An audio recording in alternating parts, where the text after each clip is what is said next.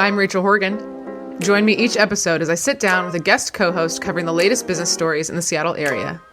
We'll read the news so you don't have to. This is The Weekly.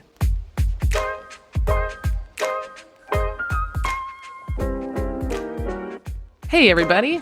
I don't have Nick, my audio engineer, with me today, so I can't bully him into getting on the mic. It's just me. But yeah, I don't really have a ton of updates this episode. I will say that I am going to Chicago next week, or I guess this week, for Avalera, one of my clients. And then the following week, I'll be in New York. I do have a plan, I believe, to have an episode the next 2 weeks. But yeah, that's my update. So I'm going to jump right in. I'm sitting across here from Chris Ackerley, co-founder of Ackerley Sports Group. Hi, Chris. Rachel, good morning. Good to be with you. Good to be with you. And I also want to shout out the Rainier Club who let us record in their space. Thank you, Jen Toll. I appreciate that. If you're not familiar, Rainier Club is a members-only co-working space, club, and event venue that I've planned many events here. And you've been here quite a few times as well.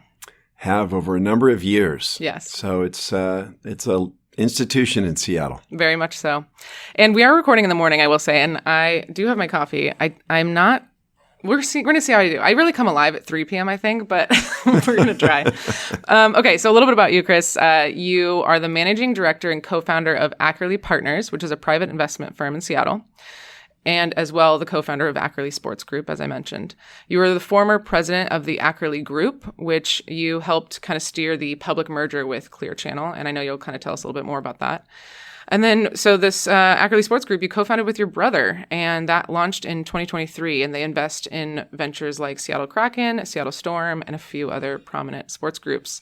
In addition to all of that, he also acts as a board director and advisor on multiple different companies. Is that right? That is correct. What are some of the boards you're on right now that you're enjoying? So 2 in particular I would mention would be the Space Needle Corporation.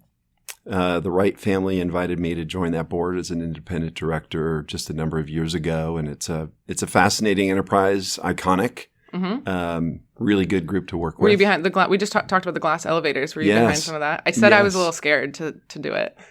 We actually just had a meeting yesterday, and we call it the Elevator Modernization Task Force. Oh, love that. So this is the group that's looking after that project, and success. Yeah. Just before Memorial Day with the launch of the first double stack. And there's 2 more of those to come over the next couple of years. That's right. 2 more coming. And good outcome. You know, the Wrights are just committed to ensuring that asset continues to serve the region really well for generations to come. And since I've joined the board, between the Top House project with the glass floor and everything they did upstairs, and now the elevator project, the Space Needle is well on its way to being quite a visible asset for decades to come. Yes, definitely. So before we get into articles, I can see from your history that you're very passionate about the business of sports. So where did that begin? Why so interested? You know, I always like to make reference to a moment in time that stems from our 18 years owning and operating the Supersonics.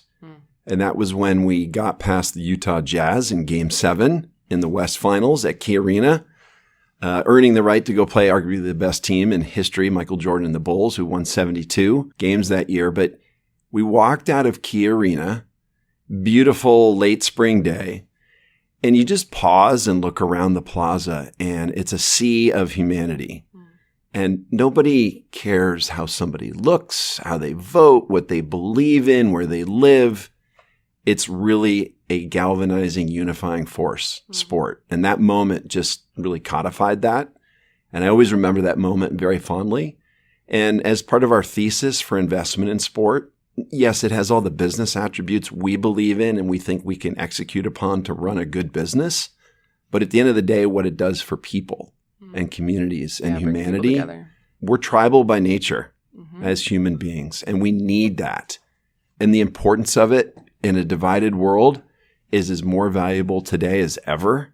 And we really love the opportunity to get involved with teams and venues and communities to keep accelerating that. Absolutely. Very well said. I grew up playing sports, and now when I go to the games, it's really cool to see everybody there. I definitely agree. One question I have to ask, I was looking through, and you have a history of Greek life. So my friends are going to make fun of me because I don't need to be bringing this up all the time, but I used to be president of my sorority. Well done. Vice president and president, and was heavily involved in Greek life. I fully believe in it. I also think it was one of my hardest jobs to date because you're managing your peers and you're managing a budget of like $100,000. Like you have a board of directors. Anyway, it prepared me the most, I think, for the real world. And I saw that you won an award for your Greek life. So can you share like what Greek life meant for you and how it prepared you? Yeah, absolutely. I mean, being at a big university, having the opportunity to be in a smaller cohort through a fraternity, and I was and still am a Sigma Chi. Mm-hmm. And like you, I was a vice president, which is basically COO, as you know. Yeah. And it's socially, it was super valuable, teaches you a variety of different skills. Yes, you've got budget, you've got responsibilities, you've got a pretty young, evolving peer group that you've got to make sure understands that if we do more good than bad, we actually have a chance to stick around and add value to our community and our school. And it became a big part of my life. For Sigma Chi, we have this thing called the Jordan Standard, which is like 7 core values of being a Sigma Chi. Okay. And I still have a small version of that in my wallet. Do you? Wow. So it's been a guiding force for me my whole life. And my father was a Sigma Chi, and I have 2 brothers. And they both are? They both are. Legacy. Yeah. Older brother at UW, twin brother at UCLA. Wow. And it's been an important part of my life. And I've kept great relationships through it. Thanks to WhatsApp in particular these days, we have a great way to easily keep in touch. Yeah, and I also learned Robert's rules. So, and you use that when you're on boards. I don't know if everyone knows that, right? Yeah, yep. Where it's kind of how you run your meeting. Well, cool. I love it. All right, so we've got 4 articles for you today. The first one is about you, actually. Your group bid on a rugby team, so we'll talk about that. Then we've got some changes in the hockey world here in Seattle, both with the PWHL, the women's hockey, and men's hockey, Kraken, some changes going on there. Then we'll talk about Memorial Stadium. We've talked about how they're remodeling, but we're going to get a little bit of an update from Chris. And then the last thing we'll talk about is the LinkedIn CEO gets another role. We'll explain what that means. All right, so our first one. I'm going to do my best to recap this article, but obviously it's about you and your life, so please correct me if I say anything wrong here. But basically, the private equity firm, the Ackerley Sports Group, submitted a bid for a 20% stake, basically in the South African men's national rugby team, and it was estimated to be about $75 million that you're going to pay for that 20% stake. It was eventually voted down by the South African Rugby Union. They needed to get 10 out of 13 members to approve it, but unfortunately 7 voted against it. Part of why I think Ackerley is looking at this investment is that in 2023, the rugby team operated at about a $400,000 loss. So they need some financial help. And then at the end of the article, is just talking about how they think that Ackerley Sports Group is going to try to revive the deal. Is that correct? Does that sound sort of right? Yes, it does in more ways than not. It's complicated. So it was December of 2023 when we won an RFP for the right to create a commercial rights corp to help the Springboks, their national team, do a better job monetizing their value, going to market and creating a more robust business to support the operations of the Springboks. To most people in the world of rugby globally today, they are the premier team on the planet, pari passu with New Zealand's All Blacks. It was a bold step for us to make a bid for the right to get involved, and it was complicated, and a number of parties were engaged by us from London to Cape Town to put together what we believe to be a really good business plan to help them succeed financially. It's complicated down there in terms of the relationship that exists between the South African Rugby Union and the leadership of that entity and the owners of the professional rugby clubs that play rugby in South Africa who loan athletes to the national team. So in short, when the Springboks go play a test match somewhere in the world, like the Six Nations, so we went to London and saw them play England. And I must say, at that level of the game, when you go to these venues, it's like a Super Bowl moment. Wow. There's 85, 90,000 people. We saw the same thing in Cape Town when we had a match against the All Blacks, which was incredible. And we got to spend time with the leadership of the All Blacks, who also, in the last number of years, took in some capital from a private equity group, Silver Lake. Okay. Where we ended over a 15-month period after spending a lot of time with these groups in Cape Town and in London was they're at a bit of an impasse. It's not about Ackerley or any other third party that wants to help them monetize the asset. It's about getting to an understanding between the team owners and the rugby union leadership. and feeling like there's transparency and clarity around how both entities, the owners and Saru, will benefit go forward from the Commercial Rights Corp. So we feel like our plan makes a lot of sense. We believe that the owners do as well. Saru was our counterpart in the negotiation, and they know ultimately they need it. They need some professional development as it relates to the business for the team. So they're currently working through what additional steps can they take so they can find common ground on agreeing on the best solution. That might still involve us or something that looks like the plan that we created and articulated to the different owners. They'll sort that through as we work through the balance of 2025. And we're keeping in touch with several parties, people that we engaged as parties to assist us, as well as leadership at Saru. So we will see what happens. But it all ties into a thesis that we have that, the game is big globally.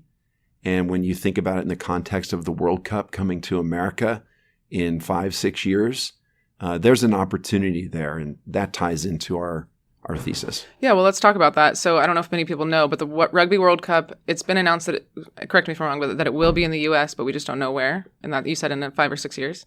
Yes. Okay. And do you have any timeline on when a city or state will be chosen? Do you have any insight on that? Any guesses maybe?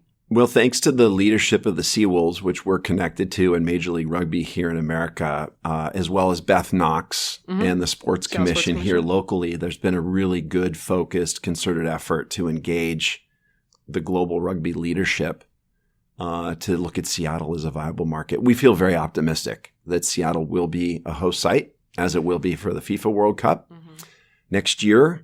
So we'll probably learn more about the specifics on that over the coming year.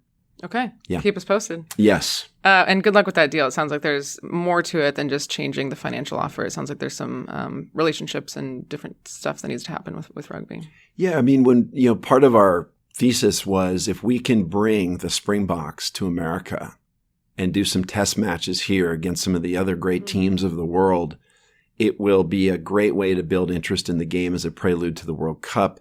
It can be complementary to what Major League Rugby, as America's professional rugby league, is trying to do to capture mind share in the sports lexicon. We'd love to see that happen. And for us, if we're driving it through the business operation in partnership with the rugby operation and it happens, terrific. But if we end up not being that business partner, but we can work with those that ultimately are and convince them that coming to America can create value for them and for the game and grow the game. Because America is really the last country in the world where rugby is present, that it isn't as widely adopted and followed as most of the world. We're kind of late on some of the popular sports. We're like football and that's it. And then they're like, well, soccer and cricket are actually really popular, and obviously Absolutely. Rugby. So yeah, I think we're just a little slow to adopt it. We'll get there though. Yeah, we think of MLR today as being a bit like where MLS was, say, 20 plus years ago. So we really see an opportunity there, and we wanted to lever that opportunity to be an accelerant to build engagement, interest, and following for the game. Yeah. So if you're local Seawolves, again, like we mentioned, if you can go check out a rugby game here in Seattle. I want to shift over to talking about the Sonics. We have to. You mentioned it. Well, I guess we should acknowledge that your company was involved in the sale of it originally, right? Way back in the day? Yes. Just briefly, yes, we owned and operated them, as many in Seattle know, for 18 years. And we sold them in 2001 to the Basketball Club of Seattle, led by Howard Schultz. And Wally Walker as well, because they were two different groups that came together to be our counterpart in putting that transaction together. It was critical to us that if we were going to sell the team, the Storm as well, because we launched them in 99, that it was strong local ownership. We didn't hire a bank. It was yours truly and our general counsel from Washington, D.C., working with the league, and Howard and Wally and the people behind them. To their credit, in a pretty tumultuous business world in the early 2000s, they got it done. And they had an incredibly dynamic, successful group of Seattleites working with them. So we felt really good about it. We had no idea at the time what the forecast called for in 2007 with their departure from our city, unfortunately. And I think you're on the team of trying to get them back, right? So what do you think needs to be in place for the Sonics to return? I hear it all the time. People have been talking about it for years. What do you think's missing? Like, what's going on? Well, let's talk about the assets. One, the NBA knows that Seattle's a great market, and it's only gotten bigger since the Sonics left. We have great fan support. We have incredible companies that call Seattle home. And we're very proud of being part of the group that David Bonderman put together to bring hockey to Seattle in partnership with Todd Lewicki, Tim Lewicki, et cetera. We have Climate Pledge Arena, one of the most beautiful dynamic venues in the world. Yeah. The NBA has seen it with basketball in it. And there's been, purpose and intent behind that we can clearly demonstrate that the love for the game continues in Seattle. And it's a great venue for the game. So we have a lot of things going for us. But as a group tied to the Kraken, and we mean it when we say it, we never want to get in front of the commissioner. That's based on our experience and the experience of others in our ownership group, certainly our operational leadership, starting with Todd. But there's reason to believe that we're as viable an option for the NBA to expand as any. Like, in your mind, it kind of feels like we're ready. We've got the things in place. We've got the venue. It's just a matter of the right time. Is that what you're saying? Yeah, and the timing is up to Adam Silver and a subcommittee of the Board of Governors who will focus on expansion. Okay. It's been publicized that the Boston Celtics transaction, getting that defined and closed, was an input for the league to contemplate as it relates to the work they're doing, thinking about expansion. And Adam just announced during the course of the current playoffs that they're planning during their owners' meetings in Las Vegas next month in July to take some additional steps. So we'll learn more when Adam's ready to let everybody know. We're ready. Yes. All right. One more question on this article. You mentioned the Storm. I love going to the Storm games. We've obviously seen a huge surge in women's sports and especially the WNBA growth.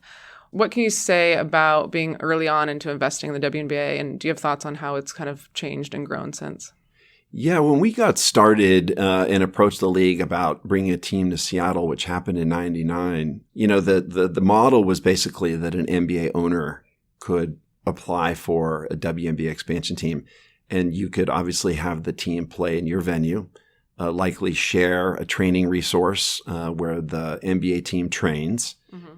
And lever your own existing infrastructure in your office to sell, market, promote the team, and then drive community engagement, which is critically important. You got to be authentic about that in sports. If you're not, fans can see it. They can see it. And so the WNBA obviously has grown a lot. The rise of women's sports, the importance of women's sports. And this is a great market. This is one of the best markets in the country for women's professional sports. We have quite a few, yes. We do. And I know we'll talk about it. But with the introduction of professional women's hockey now into the mix, when you think about the Reign and the Storm, it's not only that we have as many, if not more, professional women's teams that call Seattle home, but the level of support those teams get is very meaningful. And, you when you look back on it, it started with the WNBA.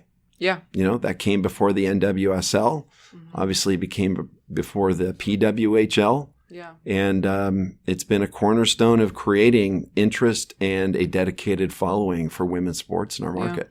I thought it was interesting about kind of like what comes first. Like, do people I'm thinking about how the Reign moved from playing in Tacoma to Lumen Field and obviously have a ton more followers and fans. And so you can make the argument of like, well, no one goes to the Reign games, but then if you put them in the right venue, people do go. So if there's more to it than just people don't like XYZ kind of thing. Okay, so we're going to move on. And like you mentioned, PWHL. So our next article is about how there's a new team, if you missed it. I'm going to talk a little bit about that, and then the other thing is about the Kraken new coach. So I'll start with PWHL. I did a little research. I wasn't sure about whether there was professional hockey team, women's hockey teams before or not. It sounds like there have been a couple, but they don't last. They've been underfunded, just kind of start and stop. And so the PWHL, this particular league, started in 2023. So there's been 2 seasons. and they've both had 6 teams. So why we're all talking about this now is that this now the third round of the third season, there's going to be 8 teams. So they expanded 2 more teams, which would be Seattle and Vancouver. So I'm very stoked that we won this. And they're saying how PWHL is kind of hitting more professional standards. There's more financial stability. There's a lot more investments, all of that. A few other fun facts that I was looking into. The general manager is Megan Turner. She has a history of playing and working in hockey, of course, but she also spent time at PricewaterhouseCoopers, which is a big accounting firm. So she's got a little bit of a business background there, or I guess a lot. And she serves in the Army National Guard. So what a badass. And she's 30 years old. She's the youngest GM in the league. And then my last update on the PWHL story here is what's coming out now is that they're building their team. So we signed Hillary Knight, and she signed for a year. She's a huge deal, I've come to realize. So that was a big win for us. And then really quick, the update on the Kraken is that there is a new coach, Lane Lambert. He's the third since the Kraken has started. So there's been a little bit of turnover there. So, Chris, any initial reactions to these 2 big changes for Seattle sports? Yeah, absolutely. So, mentioning commitment to community. So the Kraken organization today, as you know, is led by Sam Holloway, David Bonderman's daughter. And obviously we lost David. She lost her father, more importantly, late last year. And through Sam's leadership and Todd, there's continued to be this focus on how can we continue to get better with how we engage our community, invest in our community with our own platform. And the view was this is such a strong professional women's sports market. It makes great sense for professional women's hockey to exist here. So it's a different structure. Whereas we have a group that's unique that owns the Kraken. There's an entity that owns the operations of the PWHL, which is akin to what's been the case with some other leagues when they were starting. Well, so you're saying there's a group that owns Kraken, but there's a group that owns the whole league? Is that what you're saying? Yeah. So there's a partnership with the Kraken through the PWHL. The ownership of that entity is called the Mark Walker Group. Okay. And so the partnership, based on choices the Kraken organization has made, will allow for this team to practice at the Kraken Community Iceplex. They will play their games at Climate Pledge Arena. Mm-hmm. So they're going to have the same platform and opportunity at the highest level, just as the Kraken do, to play the game of hockey. When you think about Seattle and its history with women's professional hockey, it was in 2022 that we had a game between Team USA and Canada that drew approximately 14,500 people. Wow. Okay. And it's the highest attended women's professional hockey game in our country's history. Whoa. So cool. Yeah, Okay. it is. I mean, it was a great demonstration of interest. And obviously Team USA, much like Team USA on the soccer pitch and recently Team USA women's rugby at the Olympic Games in Paris, has really brought more attention to the sport. Mm-hmm. But Seattle stepped up again and demonstrated interest. So we're very optimistic as an organization that what that team can do to build a strong following that's sustainable here and to compete at the highest level of the league. The expansion draft has just occurred recently, and many of the prognosticators are already saying Seattle's the team to beat. Well, that's right. So that's pretty exciting to say about is. an expansion team. It is. Because it's pretty unconventional when you think about what expansion new, means across sport, right? It's like, it's new, got some things to figure out. So should be a really good addition to the Seattle sports landscape. Okay. Yeah. Any advice you would give them in terms of as they're building their team and starting things out? Well, I think learned? they're acting right now upon the opportunity to collaborate closely with the operational group at the Kraken. Yeah, that's smart. So again, starting with Sam and then Todd leading the day-to-day operation, along with Victor DeBonis and the team there, they are working diligently to be a good partner and to help them forge the right path, to have a good business operation, good hockey operation, and really be not a curiosity, but something that foundationally can be a part of the Seattle sports team in a sustainable way. Yeah. Well, I'm glad that the Kraken is partnering and kind of bringing them up. Okay. So speaking of the Kraken, any thoughts on the new coach? Yes. Why did you choose him? Well, we had a board meeting for the Kraken just a couple of days ago up at the Iceplex, and our group had a chance to spend some meaningful time that afternoon with Ron Lane and Jason Botterill, the new GM. And it was a really good discussion, and I think everybody came away from the discussion feeling really good about this gentleman and his history in the game, both as a player and as a coach, and his philosophy and how excited he is about the opportunity to be in Seattle. The goal is to bring the Stanley Cup back to Seattle. Steps are being taken to achieve that mission. Proof's in the pudding, as they say. I'm amped. We got to get that puck on the ice and see Let's what go. happens. I'm like, pep talk. Let's go. I want Let's to go go. play right now. All right. We're going to move into our next story, which is about Memorial Stadium and just kind of the general impact of stadiums in cities. So the article that came out is about how basically Seattle Public Schools purchased a warehouse for $12.5 million for storage space for the stadium. So not this groundbreaking. Well, yeah, groundbreaking. Not this big news story, but I wanted to kind of remind people of what's going on with Memorial Stadium. Basically, it's a partnership with Seattle Public Schools, who is the owner of the stadium, the city of Seattle, and One Roof Partnership. It's going to be about 6,500 seats, and the groundbreaking is going to be this summer, is the plan. There's another article I'll link in the show notes just about the impact of stadiums that you posted on LinkedIn, but talk to me about how involved you are in the Memorial Stadium remodel.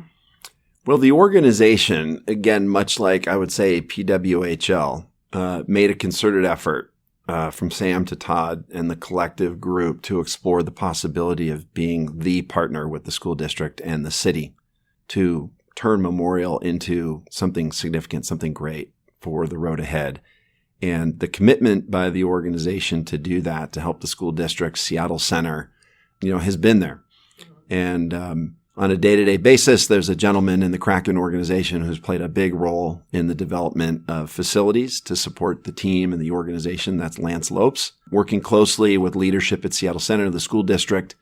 And happy to say, as we sit here, that a fence is going to start going up around Memorial Stadium on July 1st. July 1st, okay. To start recreating the possibility of what that stadium can be, both first and foremost to serve the school district, which is critically important to the mayor and to the superintendent and to Marshall Foster, who's the executive director of Seattle Center, and then be a home to some professional teams in all likelihood. Do we know which teams? It's a work in progress. Oh, dang it. You're not going to break news? It is. I think there will be news over the next number of months. Some really good conversations are happening, and I think Seattle can feel really good about the continued investment in Seattle Center that's been there since the World's Fair of '62. So when you think about Climate Pledge Arena and you think about a new and improved Memorial Stadium as an asset, the great arts things that we have, the Space Needle, that 74-acre campus should be a destination, not just for tourists, but for people who live and work here every day. And Memorial is going to give people another reason to spend time at Seattle Center and to enjoy that campus. I think it's going to be really pretty. You posted this article about the importance of stadiums. Can you elaborate on how they kind of become this like mini economic ecosystem and sort of, I guess, alongside of that, your role as private equity in some of these stadiums? So let's think about it first in the context of Climate Pledge Arena. Okay. Coming out of the ground, COVID, and challenging process, absolutely, but an asset that serves the community in so many ways now. And if you think about Seattle trying to emerge from the malaise of the COVID years without Climate Pledge Arena on Lower Queen Anne being this incredible new, beautiful community gathering place, we'd keep forging on to figure out how we're going to get back to where we were in 2019 before that whole odyssey began. Mm-hmm. But Climate Pledge Arena has been a catalyst for Seattle to come together for games, for concerts, etc., and a place we can all feel good about, enjoy visiting, feel proud about. And stadiums and arenas, legitimately, from an economic standpoint, do drive economic activity for cities. Mm-hmm. I remember when the building was under construction, transitioning from Key Arena to Climate Pledge Arena, my brother Ted and I would go visit different restaurants in the neighborhood on Queen Anne, and you'd talk to the proprietor, and they were struggling, right? This huge attraction, this huge community gathering place is shut down, and they were doing everything they could in their power to stay the course and hang in there because they knew something really good was coming.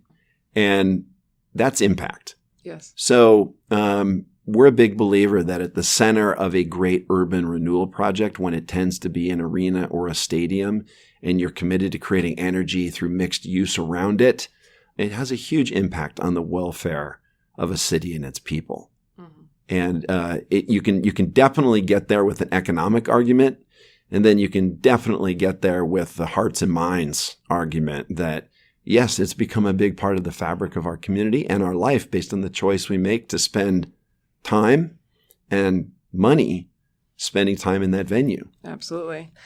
I'm seeing more and more private equity firms getting involved in sports. I know that there's involvement with the Reign and Sounders, and obviously you're getting involved with rugby.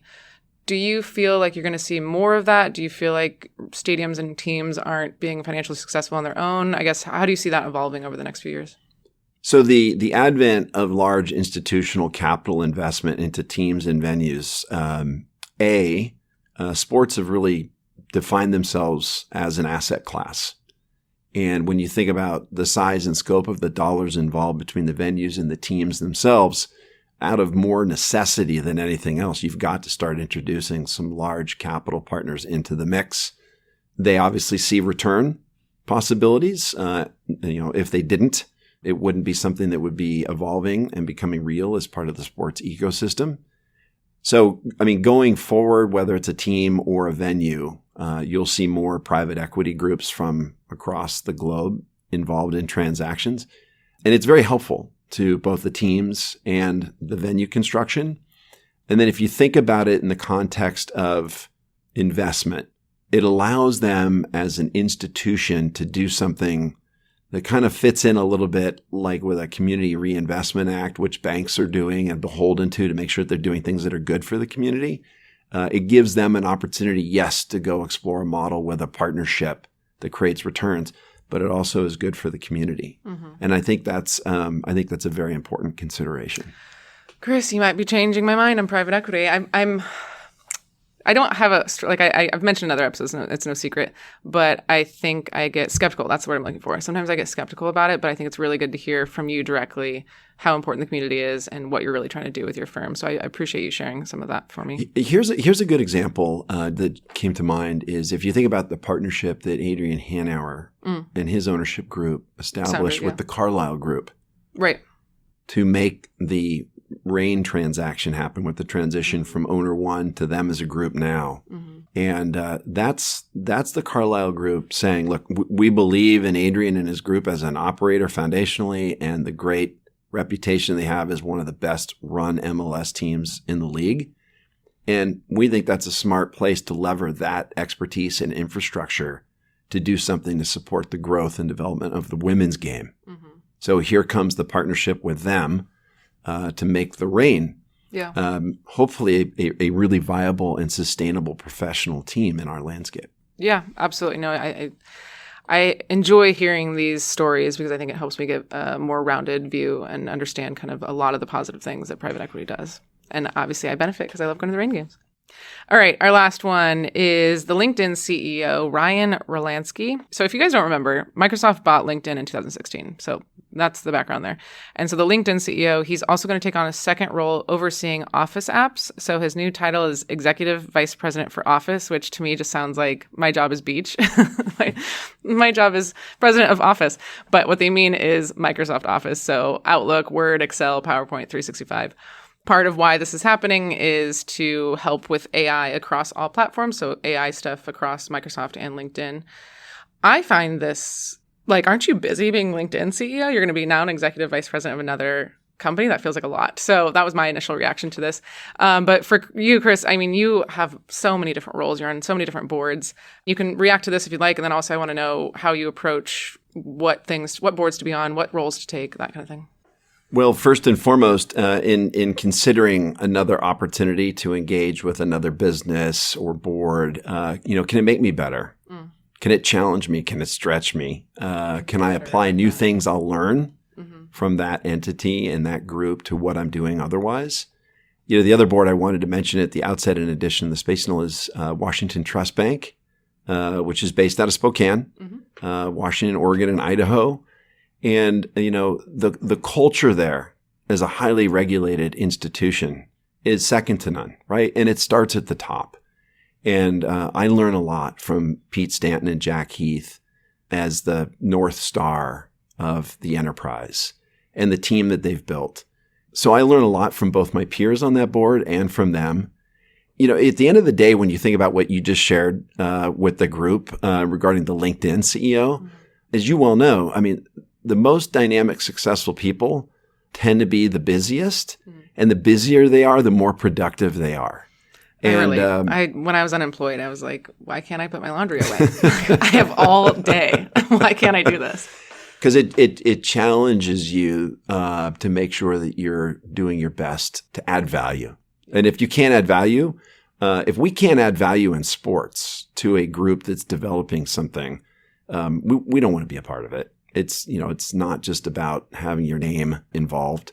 You want to be able to roll up your sleeves and have impact. Just a couple of years ago, I was invited to join a board at Harvard connected to the Kennedy School. And so it's far afield from what we do day to day in business. But the decision was looking at the peer set involved with the board there from across the country. It's a dynamic group of leaders who are engaged in a variety of different businesses. Interestingly enough, a number of them have history as sports owners because the Taubman Center at the Kennedy School is all about state and local government. Okay. And most sports owners know that if you're going to be successful, you better build a solid relationship with city, county, and state government.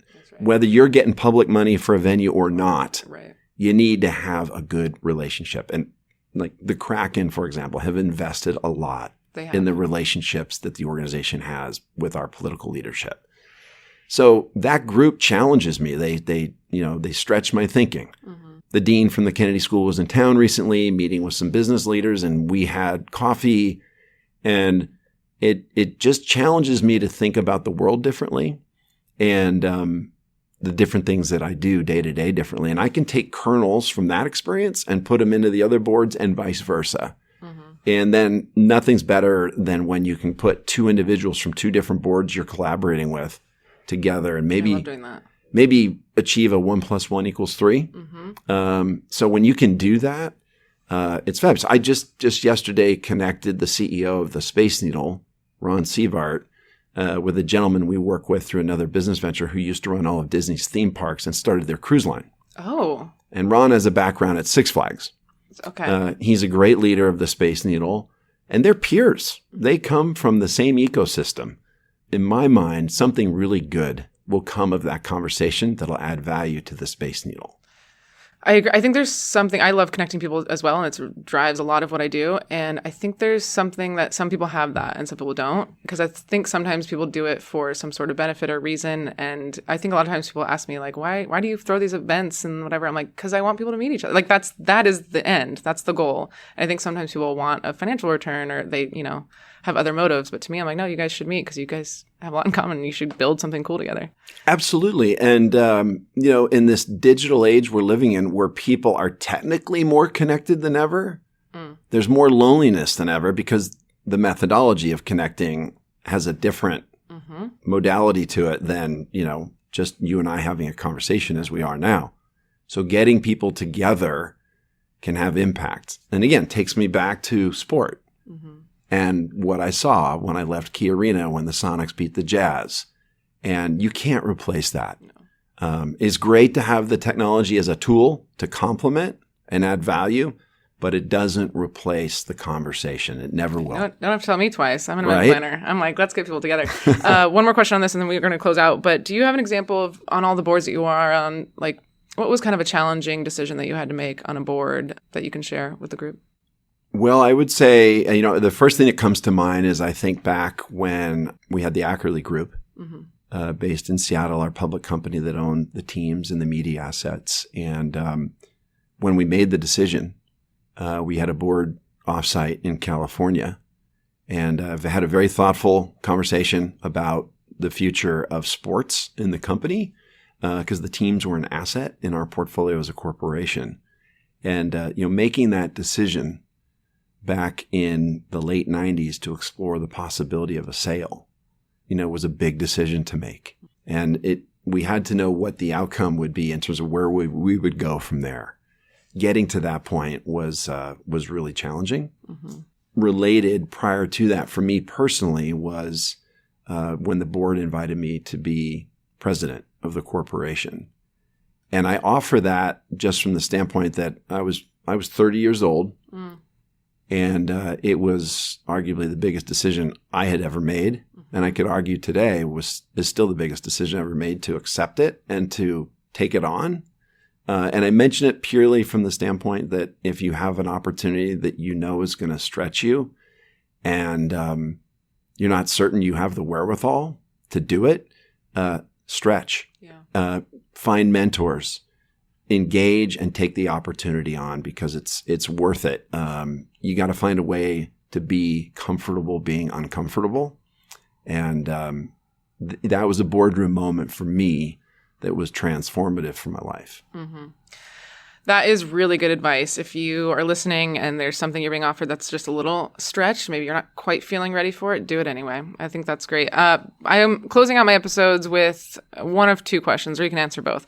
But what do you do to get motivated when you don't feel like doing anything? And or what's your hot take? So this can be serious or silly, however you want to take it, Chris. Well, the motivation thing for me, as my better half would say, I'm a pretty type A person. Okay. So work motivates me. I like to be busy, but I think, when you step back from the fray of what we're all trying to do day to day to move forward, get better from one day to the next, it's the reminder that being present in this world and having the life we have is a gift. And remind yourself that you have capacity, you have talent, you have tools, no matter who you are. So get up and go figure out how you can lever those to make a difference. We all have slow days and days where we're not believing in ourselves as much as we might have the day before. But, we're all present and we're here, and that means we have opportunity. So we're fortunate in that regard. And so go make the most of the opportunity. This has been a great episode. I feel very motivated to, either go play hockey or go, do work and take a job that I'm not ready for. Yeah, head up to the Iceplex. It's packed all the time. And to watch the practices. Yeah, there's all sorts of leagues. That ice is busy literally almost 24/7. Listen, if Jessica Campbell's there, I'm there. She's there. Okay, well, thank you, Chris, for sitting down with me. And thanks again to the Rainier Club for hosting this episode. We really appreciate it. And we'll catch you next time. Thanks, Rachel. This has been The Weekly, with production assistance from Nick Patry. If you liked what you heard, rate us and write a review on Apple Podcast or Spotify. We love listener feedback, so if you have any story suggestions, comments, or complaints, email us at info@theweeklyseattle.com. Make sure to check back next Sunday for the latest local business news. We'll see you next time.